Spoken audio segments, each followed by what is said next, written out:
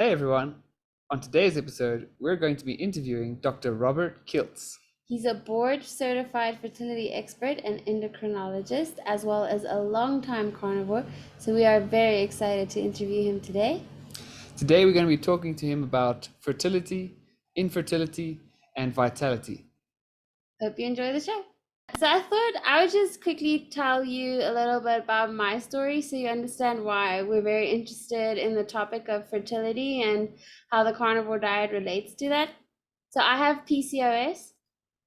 And quite a few years ago, I actually had my period for a year and a half where it didn't stop. Like I literally bled for a year and a half without it stopping. Wow. And I was quite fed up with it. And then he suggested we try the carnivore diet.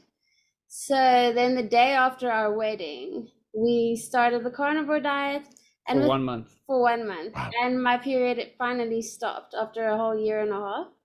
Yeah. Which was wonderful. But then after that month, I went more keto, introduced like a lot of nuts and things, and I also started doing a lot of fasting, like intermittent fasting, longer fast. And then my period went away for a year and a half. So that was quite interesting. Like I had it for a year and a half, then it went away. But the carnivore diet stopped it.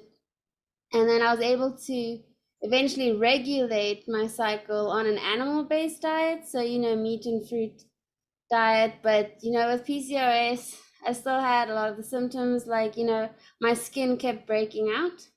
And then, well, we did have a baby in the meantime, and she's about 7 months old now, but I went strict carnivore when she was about 2 weeks old. And then my skin actually cleared up for the first time in 19 years. So yeah, the carnivore diet played a big role for me in terms of, helping to get my period regular and also improving my PCOS symptoms. So that's pretty great. So what do we espouse all of these changes to? I suspect, well, carbs played a big role in it. Well, I did realize that I reacted really badly to like nuts and all leafy greens, and it put a lot of stress on my body, I think. And I just couldn't get my PCOS symptoms under control until I went zero carb. Like keto wasn't enough. I still kept getting the same symptoms. It was only when I went zero carb that I saw a big difference. Yeah, we thought nuts were healthy, and so we thought, it'll be a good first introduction after going on this month-long carnivore thing to try and introduce nuts. But we didn't realize that that was a really bad idea, and that we got That was nuts. digestive issues.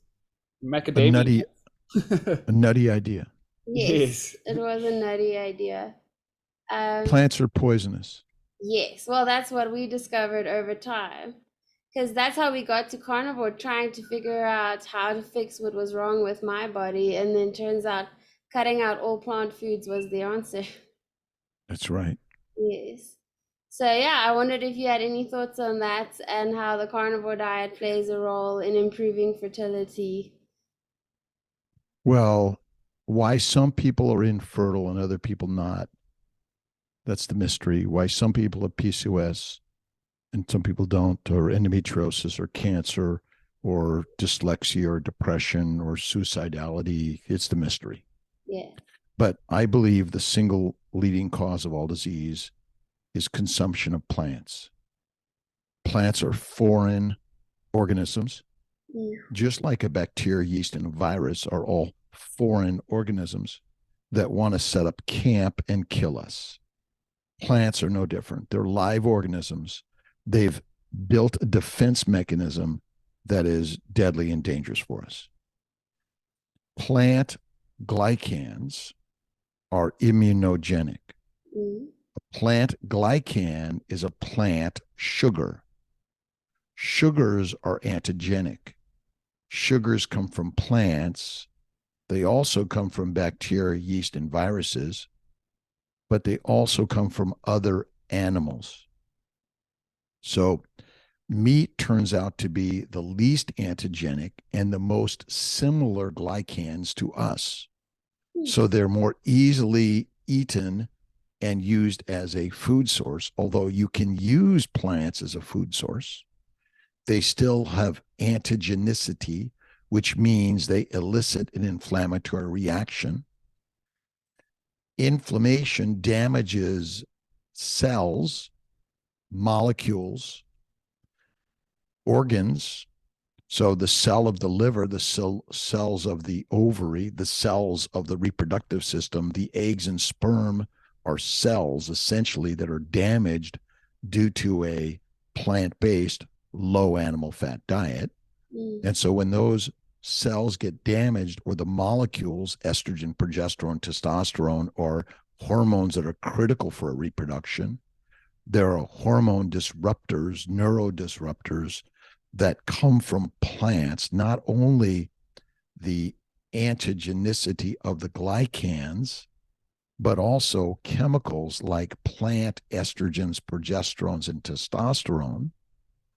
So small amounts of these hormones from plants essentially act like a birth control or an abortion pill.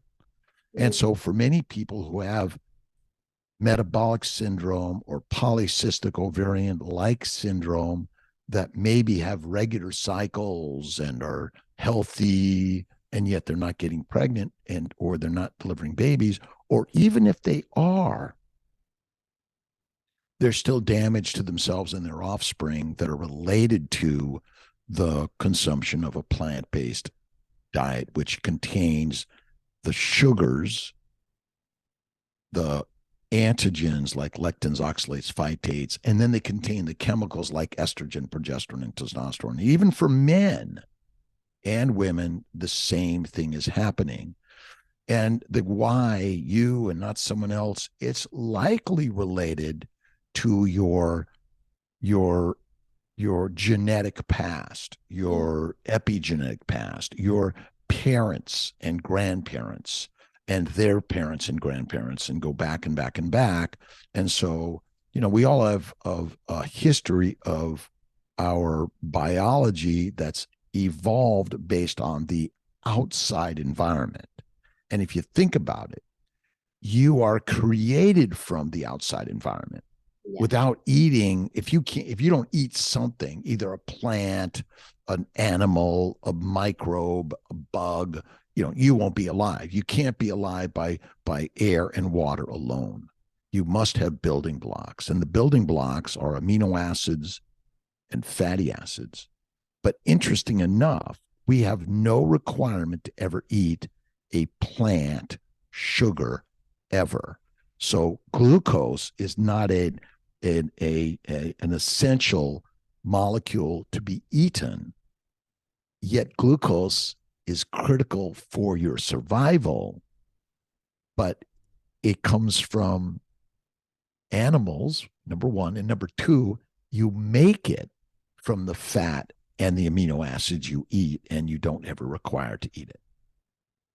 Yeah, I feel like not enough people's systems have practiced making glucose from amino acids and fatty acids, because they just provide themselves with the straight carbohydrates, and so they get that straight into their bloodstream without their body having to actually make it itself. Well, interesting enough, your body makes fat out of plant sugars and amino acids. So in fact, you're just simply taking the sugars and making fat in the liver via insulin, because if you can't do that, you die. See, we are an omnivore. We're not a true carnivore. We're an omnivore. We are capable of eating meat, animal products, and plant products. And depending how you eat, you may do fine on an omnivore's diet, but you will not do fine on an herbivore diet without supplements. That's not a natural nutrition for a human. Yeah. And can you live on a carnivore only diet? Absolutely. And you'll be healthier than ever.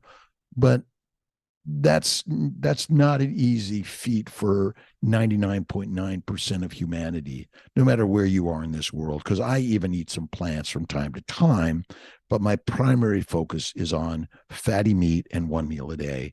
and I minimize the plant products, and I have a very narrow range of what I will eat from a plant because so anaphylactic reactions happen to eating plants, shellfish, and fish.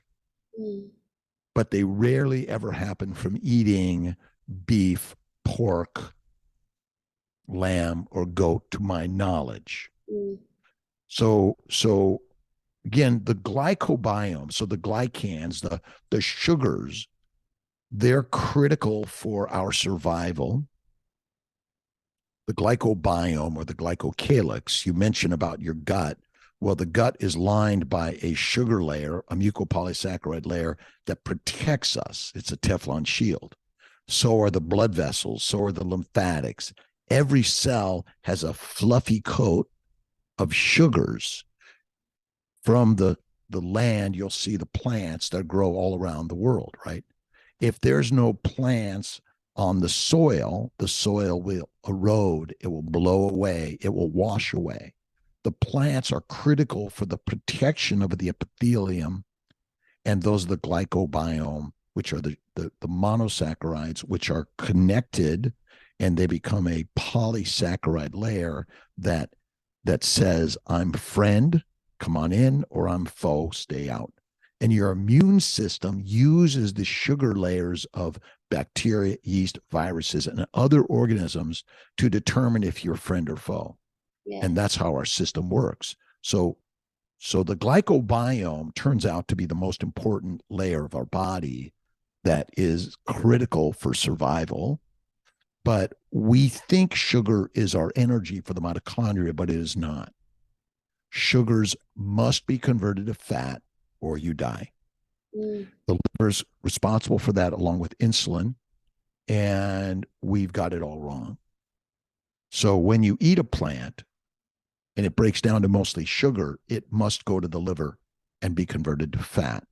That's why type 1 diabetics are all skinny. That's why liver failure patients are all skinny, because no one eats fat in this modern world. Our diet is fruit, fiber, vegetables, seeds, nuts, lean meat, no red meat, a little bit of white meat, but more and more and more, it's a plant-based diet. And there is no animal fat in a plant-based diet. Plant oils are drugs. Yes.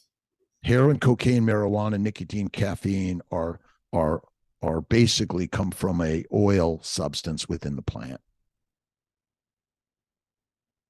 It's confusing though, isn't it? Yeah, no one will believe you though when you tell them that their coffee is a drug. Well, I love coffee. Yeah. It is a drug. When you take it, it makes you feel good, right? Yes. That's a drug. It gives you more energy. That's a drug. Makes you feel high. It's a drug, right? Yeah. If you take too much coffee, it'll kill you, correct? Yes. It's a drug. And so I've now been off coffee for 10 months. I've had a sip or two in the 10 months, but almost nothing. And I've never felt better. People say I'm calmer. I don't know if you'd ever call Kiltz calm. But you know, we look at alcohol, marijuana now. We're telling everyone marijuana is good. Tobacco, even doctors used to say tobacco is good for you. So in fact, we support the substances that make us feel good, and that's acceptable in our culture, right? Yeah. Kale is acceptable. Lettuce is acceptable, right? It's good for you. We agree on it. It's like communism or Nazism or some whatever the crazy belief system is that wants to control you. We'll just all kind of go in favor of it. Oh, it's okay. It's not. We've been doing it for hundreds of years. we you know, and in essence, thousands of years, because we figured out how to control the masses by feeding them plants. That makes sense. Yeah, the pharaohs, the priest, the president, the pope, the professors, the physicians, but every mighty kingdom controls the hunting lands and the growing lands, right? The war in Ukraine is only about grains. It's about food, right? It's about controlling the food, because you must feed the army to control the war. If you read more about about World War I and World War II and all the wars of the world, it's controlling the food to feed the armies. But the armies will do anything for what? Plants. Plants, whether it's pasta or pizza or bread, it's all from a plant. And beer, whiskey, wine, and beer is all plant produced, right? Yeah. So we're highly addicted to it, and we all want to have a party. Let's just have a party, right? Come to the party. Yeah. And the more happy we are in the party, but then when someone dies of a disease, we're like, oh man, too bad. We no one ever thinks, wait a minute, might it be our healthy lifestyles, the plant-based paradigm, right? And then someone will argue about a new movie or a book out that says plants are good for us, right? The China experiment or whatever it was, you know, it's all propaganda to sell more plant foods, to keep you and I controlled, to keep either a prisoner, a peasant, a slave, or a soldier. And those groups will do anything to keep having chips and salsa and pasta and bread and salad now, right? Yeah, that makes sense. Yeah, and people have been messing up the animal agriculture for so many years. They've been having this, like, you know, where they don't try and imitate nature. They sort of, you know, just try to get rid of nature and then put animals on the land and expect the land to do well. And so if maybe if people were getting the farming right from the beginning, animal food would be not as scarce. If we went back to our original farming methods, but we will never do that, because do you want to break your back in the fields? No. None of us want to do that, right? So we're used to easy, accessible everything. Look at your home. Look at my home. I mean, we have, you know, it's like, are we ready to go back to the cave? We're not. So the fact that we're going to have free range, grass fed food for everyone is kind of a little, you know, unobtainable for a while at least, right? But then you have to lose probably about 3/4 of the population of the world, because you can't feed everyone easily on a plant on a meat-based diet the way we currently do it. All right, it's going to always have to be grass-fed, grain finished if you really want to feed the populace of the world. But you know, there's always an idea that someone will come up with that I think is good. But when it comes to fertility, I mean, it really is the same thing with every disease. I don't care what your disease is. Cancer is caused by a plant-based diet. Infertility is a plant-based diet. Bowel bleeding, arthritis, psoriasis, PCOS, migraines, endometriosis, plant-based diet.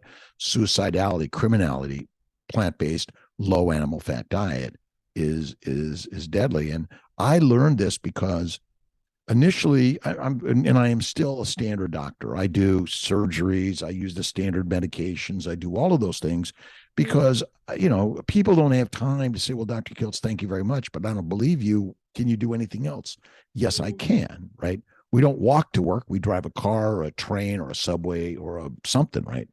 So what I learned over the years is standard medicine works, but it doesn't work. And it often doesn't work more times than it does. And plus, most people don't have access to standard medicine anymore because it's too costly. So I started with meditation, prayer, yoga, acupuncture, and faith, and how to instill the mind into the mastery of helping people conceive. And it was working. And then some of my patients were doing paleo and keto and Atkins and Weight Watchers. And so I went on a journey to figure out, well, why would that help someone get pregnant? And then I found carnivore. And so, you know, pretty much all I talk about is keto and carnivore and fasting and faith. And what I learned is that faith will trump everything. I don't care if you're a vegan, vegetarian, Mediterranean. If you have faith and the power of belief, you can do and be anything. But if you're suffering and it's not working, then look at keto, carnivore, and fasting, and that will significantly improve your ability to become pregnant and deliver a baby. And I've seen women in their 40s with no eggs, no embryos, go carnivore and suddenly get pregnant and deliver a baby naturally. So what I've learned is that what we've learned is often wrong. And so we, in medicine, see, the problem about science and medicine, even keto and carnivore worlds, we're chastising others. We often disagree. We often don't step back and kind of go like, I wonder how that could be true, or maybe let me listen to it and see it from a different vantage point, right? And so if I'm chastising what you think or say before we even have a chance to have a discussion, then how are we open to making change for any human being in the world? And change is the number one thing we all need to be patient for, because it's the nature of the universe.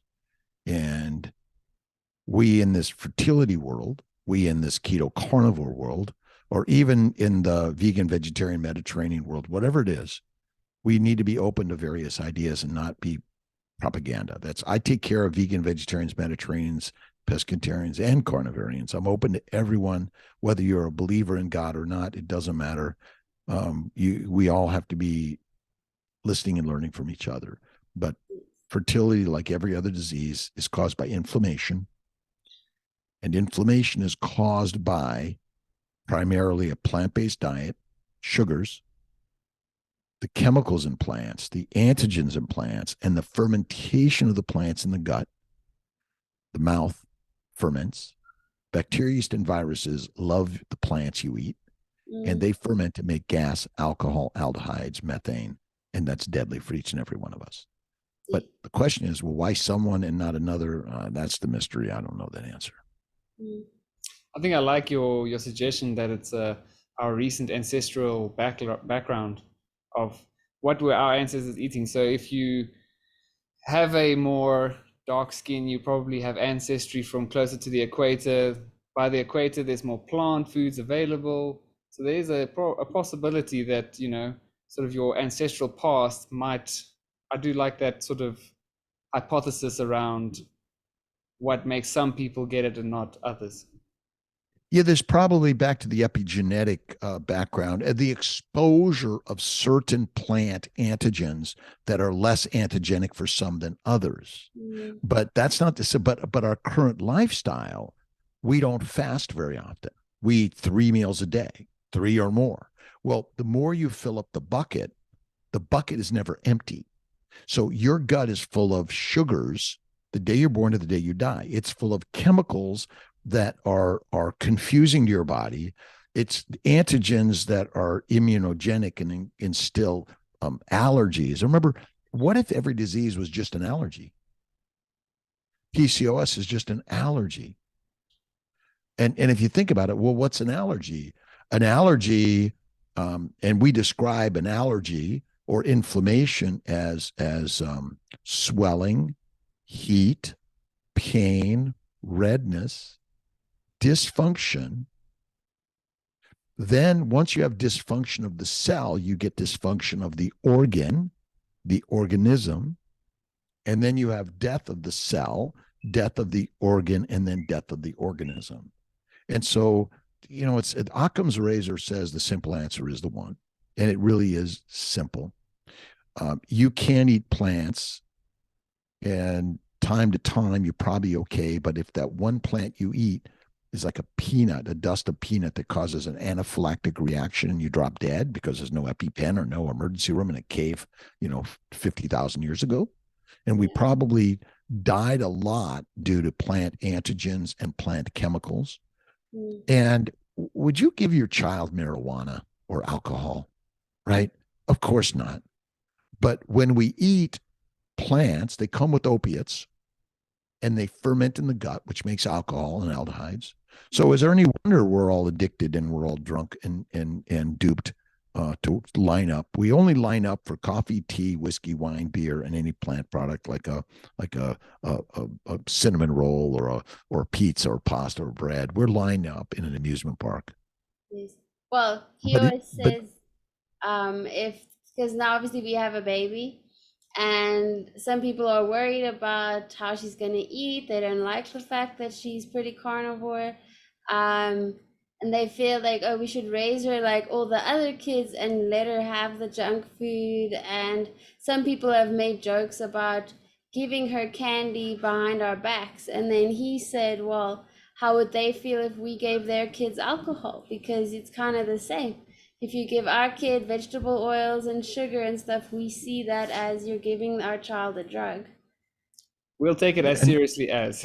Yeah. well, the parents are responsible for what is brought into the home and what the children eat. Now, they're going to go out there and potentially eat or do anything, and you don't control their future. Or even as a kid in a class when they might have cookie, cake, or ice cream from time to time, I don't think that's heroin personally. But if it's like, oh, I got to have it all the time. But we teach everyone that the gut is just able to handle everything and anything, and then it's able to process it, that you'll be okay. But it's not true. And depression, ADHD, OCD, dyslexia. I mean, I suffered from all these things as a child, migraines, bowel problems, and look at all the kids on Adderall or all the antidepressants, and the schools are now pushing plant-based diets, right?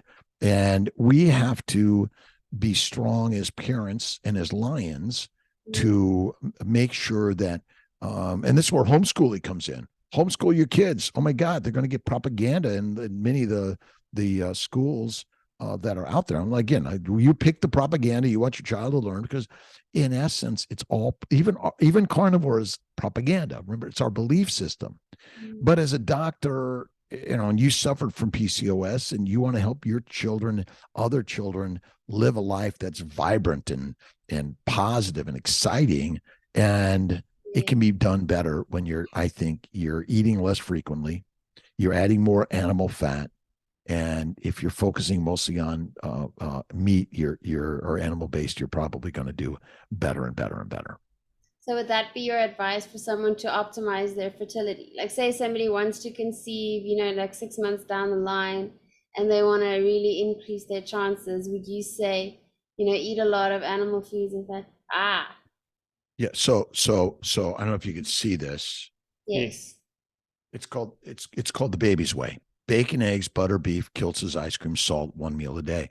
Again, the ice cream is from time to time. You never have to add sugar, but some sugar, honey, or fruit, or even a vegetable from time to time is not going to kill you, right?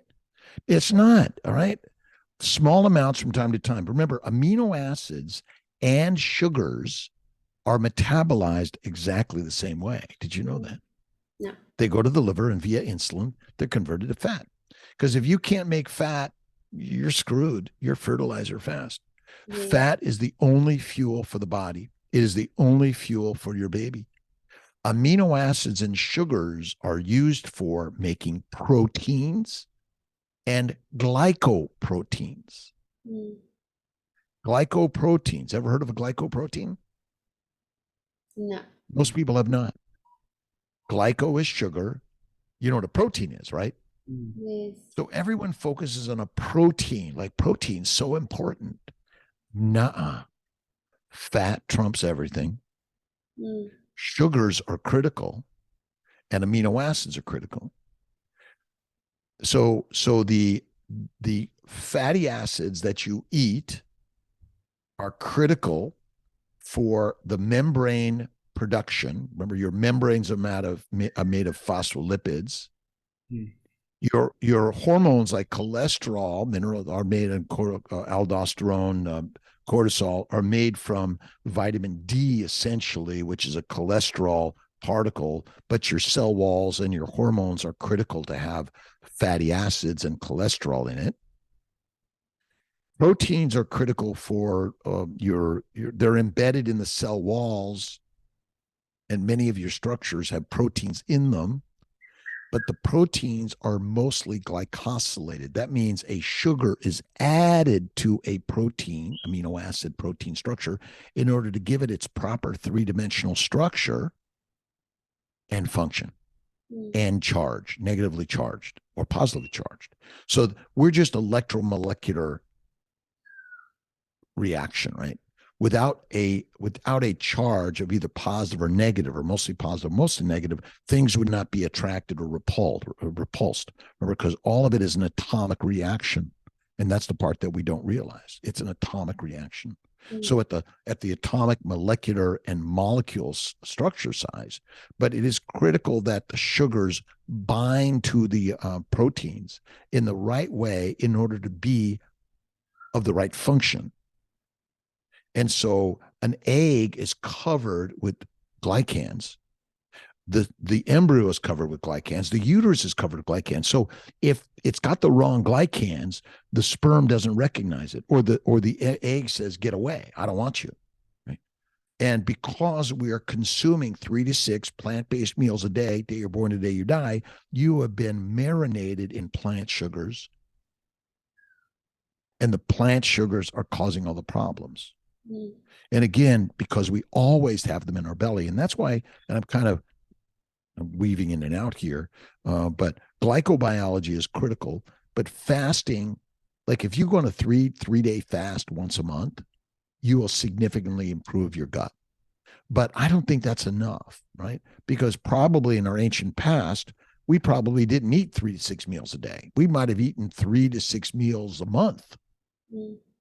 But when we ate, and we got fat.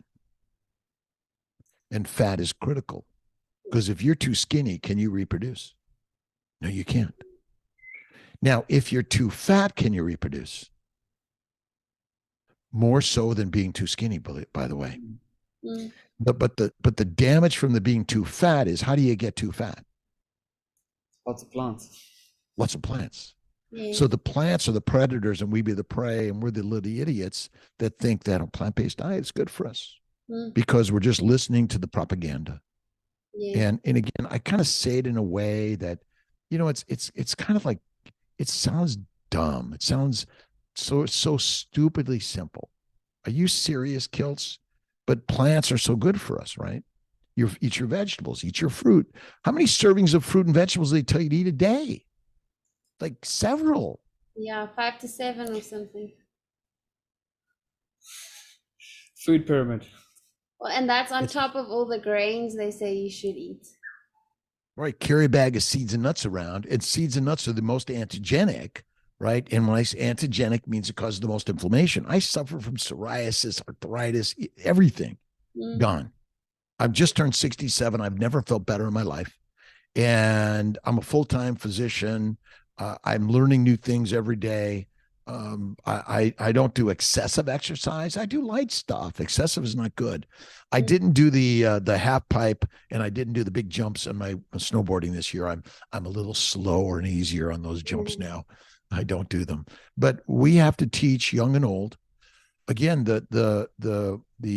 our parents and grandparents, our family members around the globe, are being damaged by a plant-based diet by the doctors and the retirement communities, right? And we believe it. How do we change it? That's why we're here today, is simply sharing the ideas. And I have at CNY Fertility, we have so many men and women, couples, young and old, single and in a relationship having babies, because they change their thinking and they change their nutritional way of living. Oh, that's wonderful. What would you say? Some people say that fasting for women is not great for their hormones. And, I've heard some women say they started getting problems with their periods because they were fasting too much. So I've been careful with fasting the last few years. But also I'm currently breastfeeding. So it seems scary to think like, oh, fast, because you feel like, oh, but I have to, make sure I eat enough so that I make enough milk for the baby. And you don't want to put too much stress on your body because that can reduce milk supply. But yeah, a lot of people say you should be careful with fasting when it comes to your fertility.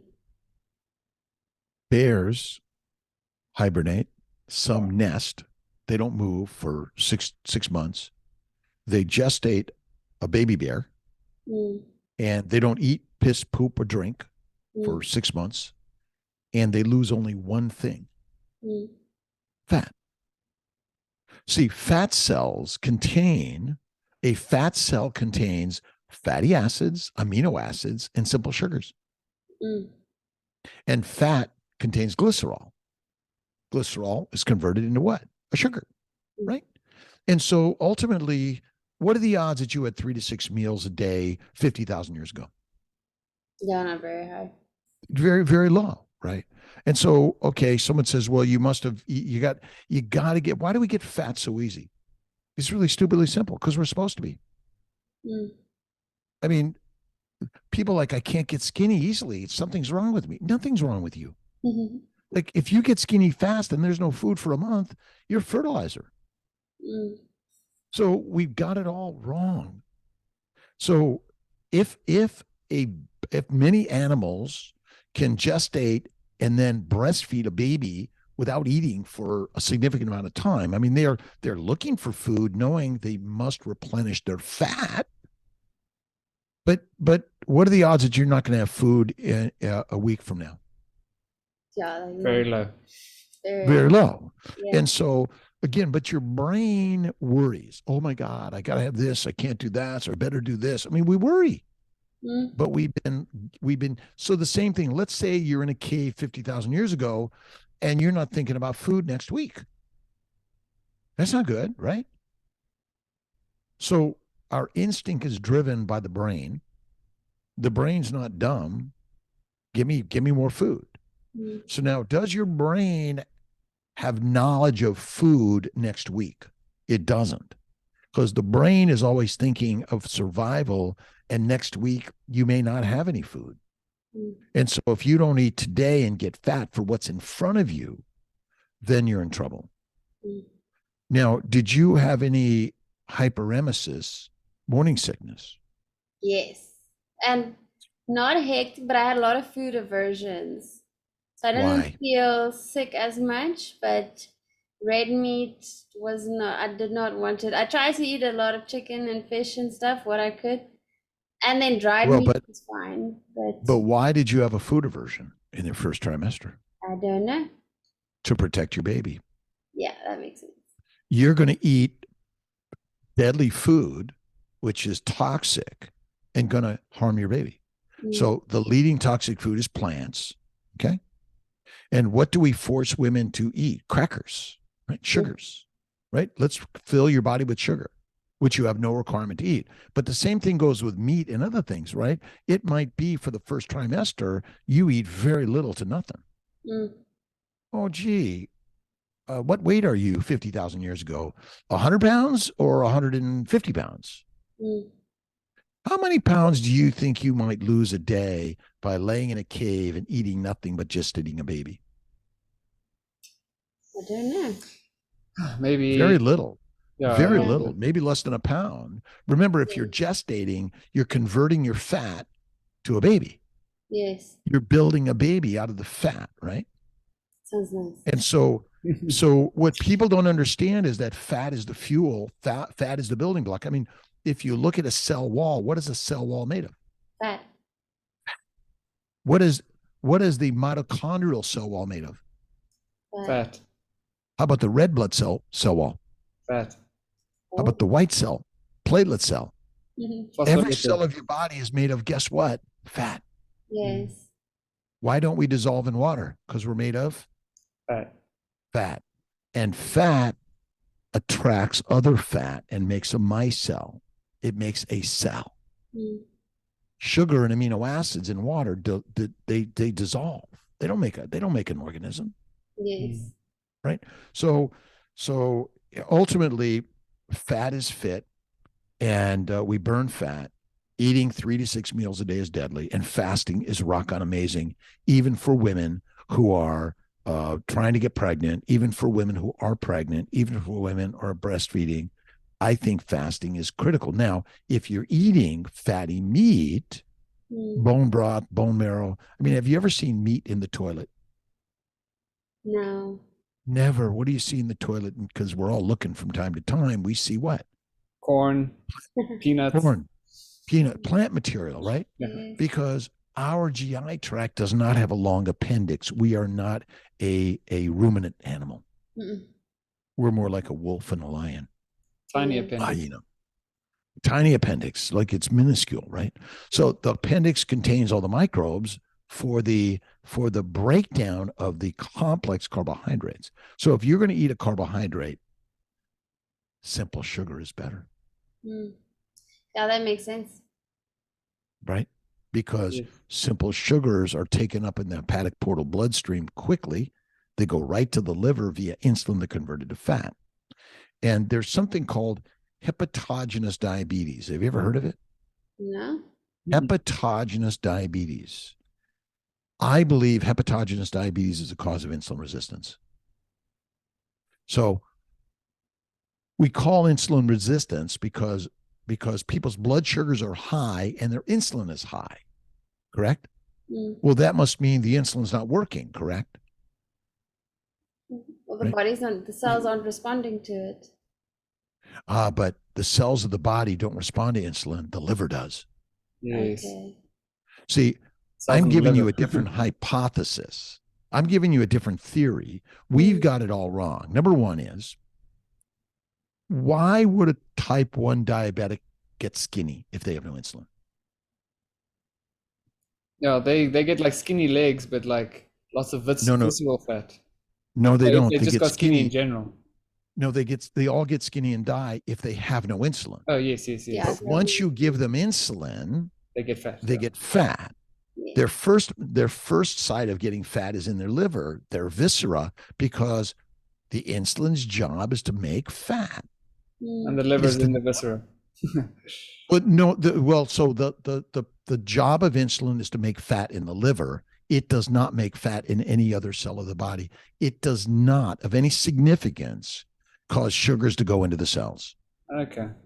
Sugars just, they go right in the cell. I don't care. You can have no insulin. If you use a ton of sugar, you will build up your sugar layer levels and they will go in every nook and cranny of your body. Right? So water, they dissolve in water. Osmosis. Right? Osmosis everywhere, right? Like, oh my God, sugar doesn't cross the blood-brain barrier, or fat doesn't. Does that make any sense? No. Your brain's made of fat. Why would fat not just simply go into your brain cells? Because if it's made of fat. But back to insulin resistance. So a liver failure patient, all of them are insulin resistant.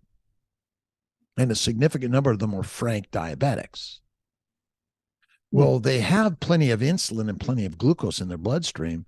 How come they're not fat? They're all skinny. They're acidic. They have a bunch of fluid in their belly because of hepatic portal damage and the liver damage, because they can't send the blood flow through the liver, so it has to go through other ways, and basically it doesn't make the proteins. It's got other troubles. But again, the simple answer is you breathe air, you drink water, you require fat and amino acids. You require a lot of fat, by the way. Right? So all of the protein people eat, there's something called protein starvation and rabbit starvation, or protein poisoning, right? So if I eat no fat, and no one eats fat, by the way, no one eats fat, because even the ketovores are eating, keto is plant oils, which I think are not good for us overall. But I don't think they're quite as bad in some ways, depending on the plant oil, but they're industrial, so I don't like to touch them personally. But basically, the liver must make fat or you die. And hepatogenous diabetes is caused by damage to the liver, which prevents insulin to convert amino acids and sugars to fat. And so if you have a fatty liver, you got a little bit of insulin resistance. If you have a fibrotic liver or a sclerotic liver, you have more insulin resistance. And if you have a cirrhotic liver, you have a tremendous amount of insulin resistance. Now, again, insulin resistance, that's claiming the insulin's the problem, right? But what if the insulin is not the problem? Because if insulin's job is to make fat, would you say in general insulin's doing a good job of that? Well, is it in the skinny guy or is it in a normal person? Well, it doesn't matter because ultimately you cannot live without either eating or making fat. You die. But basically, obesity is one of the leading troubles of the world, right? Right? And we blame obesity and every other disease on obesity, but obesity is caused by insulin doing what it's supposed to do, which is make fat. And when you make fat, you either use it for energy today or you store it for tomorrow. So people say, well, I'm getting fat, but I don't eat much food. So what's the likelihood of someone not eating much food if they're getting fat? Almost zero. That's right. So we don't understand what a calorie is either. I mean, we don't even understand. And is it likely that people say, I almost eat nothing and I just keep gaining weight? Well, you might eat nothing compared to what you think you should be eating or shouldn't be eating. But the universe, again, is smarter than you are. Yeah. It wants you to be fat. It does not want you to be skinny, right? Because skinny is deadly. And we know that anorexia never looks good. Anorexia and bulimia and cachexia and sarcopenia. And by the way, you will not in general lose muscle until you lose your fat, unless you're a sedentary person that never moves. Yes, you have to use your muscles. You do, but ultimately you lose your fat first. But once your fat is gone, your odds of surviving of any significant time to lose all your muscle is very small. Yeah. Yeah, and like for women, the first warning sign is you get too low in the fat and you lose your reproductive cycle. And if you think about it, I call infertility the canary in the coal mine. Yeah. And so I'm healthy, but I'm not reproducing. Either I don't know the problem. Again, sperm, egg, embryo, ovulation, implantation, all of it is secondary to damage to a plant-based low animal fat diet and eating like a grazing animal and not like a carnivore animal. Carnivores eat from time to time. They don't eat 3 to 6 times a day. If you eat like the lion, we are lions through and through. Lions lead and sheep be our feed. We are a temple. We are not an amusement park. That's why alcohol of time to time, minimize, right? If you're about to drive a car or a plane, it's probably not a good idea to take a swig of whiskey, right? And so again, never do this, never do that. Well, you determine what you would never do, not me. But ultimately, a peanut can kill someone fast, or a crab. My partner was on the highway one day and pulled over because she couldn't breathe. She just had a crab leg, where she's had crabs all her life, but she had a crab leg cause an anaphylactic reaction. Like in a moment, she could have been dead. But thankfully, 911 exists. Someone showed up and gave her an EpiPen on the highway. So, it's kind of the simplicity of medicine. I don't care what diseases it is. It's all related to the same 5 things: plant sugars, plant antigens, plant chemicals, fermentation of plants in the gut via the bugs, the probiotics that they tell us to take, which are deadly, and excessive exercise. Yeah. What would you categorize as excessive exercise? Well, you denature DNA by heating it up. And, I don't know that answer, but a marathon is probably excessive exercise. Yeah. Maybe, I used to do 5Ks and ride my bike. And believe me, after a while, everything was hurting. I stopped. I started running again about a month ago. And like in a week later, I stopped. I ride my bike. I do some light rowing, and even too much rowing gets my shoulders, because everything wears out over time. I don't care what you are. You can't keep doing what you think you did when you were 12 or 25, because the body, well, now you're always going to find someone. Look at them, of course. But in general, there aren't many 1950 Ferraris on the road, are there? Yeah. I don't know if they made them back then. But essentially, think of ourselves like a mechanical organism. Like all the same laws of physics apply. Excessive, when it's excessive, right? If you can breathe and talk through your workout, you're okay, likely. But if you're walking 50 miles a day, that eventually could take you down too, right? Yeah. Excessive walking, excessive anything, repetitive motion. That makes sense. So more high intensity, short burst isn't excessive. Low intensity, go work, go for it. Nice. Look at, it depends. If you want to be a warrior, you think you got to be ready for the war, then yeah, high intensity stuff. But you don't have to do that. The old people in old people's homes, my parents lived to 90 plus, my grandmother 104, they didn't exercise. They didn't do anything excessive. They enjoyed life. I do painting, pottery, poetry. I do vlogging. I do things. I fly airplanes. I do things that aren't like excessive, but I practice getting up out of bed several times a day. Yes. Squats. Yeah. Squats. Yeah, squats. I do light weights. Every time I get the heavy one, I'm like, you know what? I'm just going to do some lights 3 to 5 times, do 5 push-ups 10 times a day or something like that. Light things. See, heat denatures DNA. Friction, right? Friction, repetitive friction, or joints, right? There's not air cushion.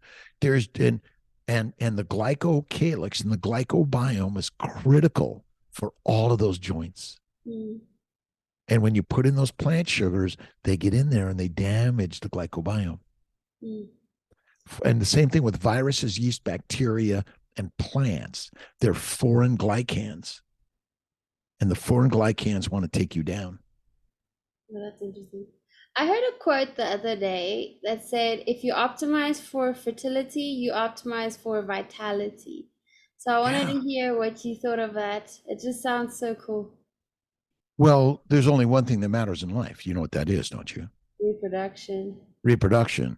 We're not born to be doctors or lawyers or vloggers or pilots or priests or anything. We're born to reproduce and be parents. Mothers and fathers. So, what's that? Mothers and fathers. That's correct. Making men and mommies. You see, that's masters, and lions make men and mommies.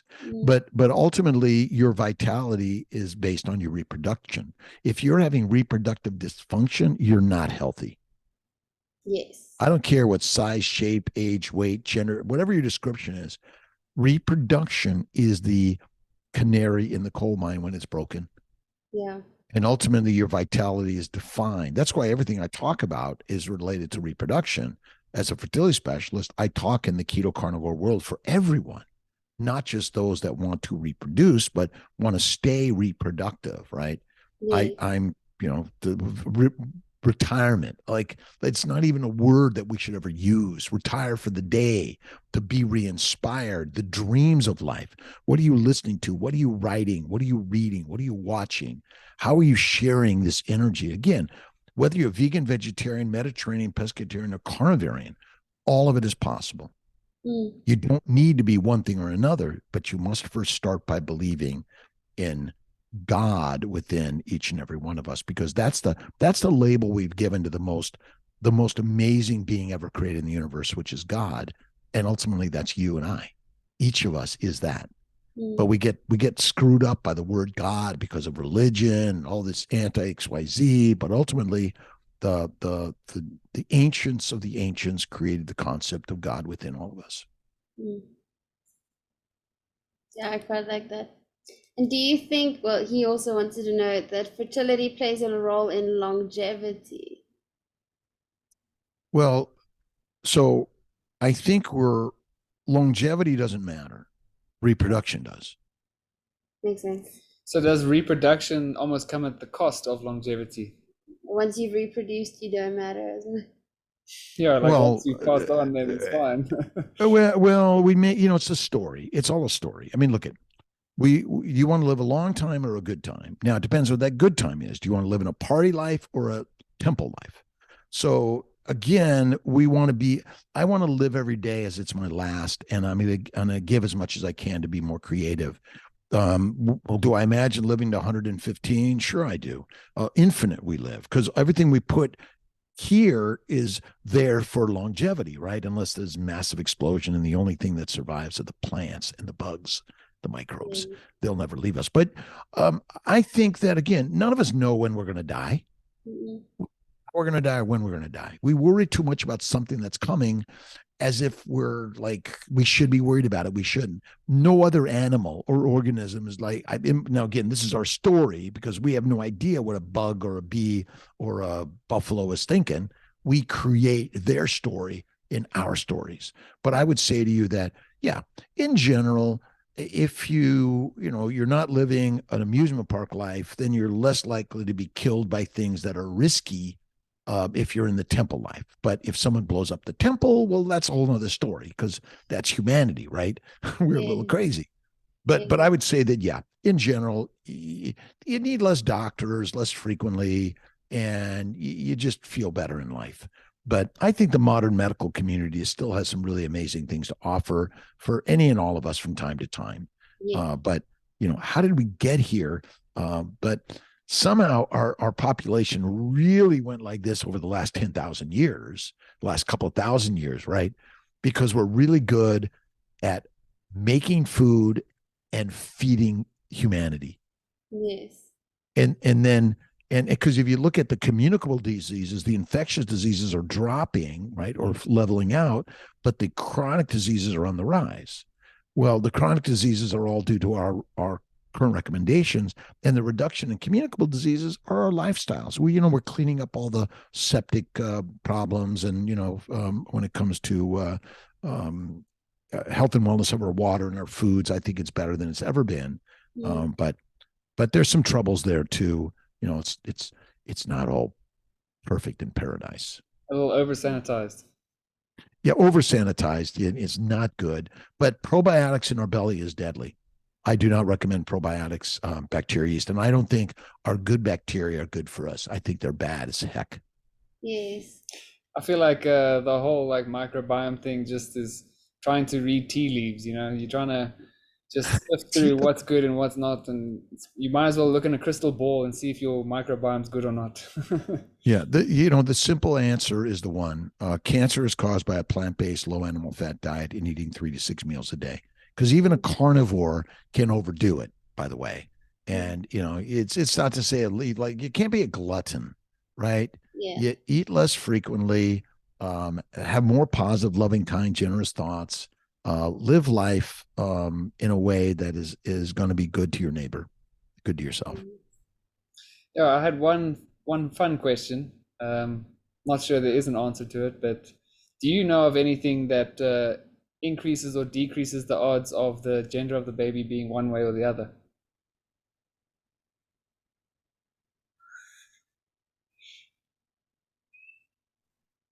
Someone sent me a paper yesterday about spinning the sperm, and the heavier sperm that are on the bottom and the lighter sperm are on top, and whether it's male or female, that's conjecture. And what's the difference in weights? They suggested that, but whether it's a particular position to have sex with, I don't know that answer either. It's probably epigenetic again, and it probably is related to the egg. It might be the number of sperm, male or female, but it's probably the combination of the egg allowing the particular glycans to connect with it and determining which ones will connect and which ones won't. But then it also has something to do with the embryo, male or female embryos connecting to the uterus, right? And so maybe there's it's some things that we don't understand. It's like blood type diet. So you know that your blood type is determined by a sugar. On the red blood cell. A sugar on the blood cell. The COVID virus mutated based on sugars changing. So it's all sugar related, right? That's all it is. It's sugars. And so, we do embryo biopsies to determine boy or girl, although that's not 100% accurate either, right? Humanity is like wants 100%. There is no such thing. We do our very best. We are humans. Humans make mistakes. What's it worth? Millions of dollars, billions of dollars, trillions of dollars?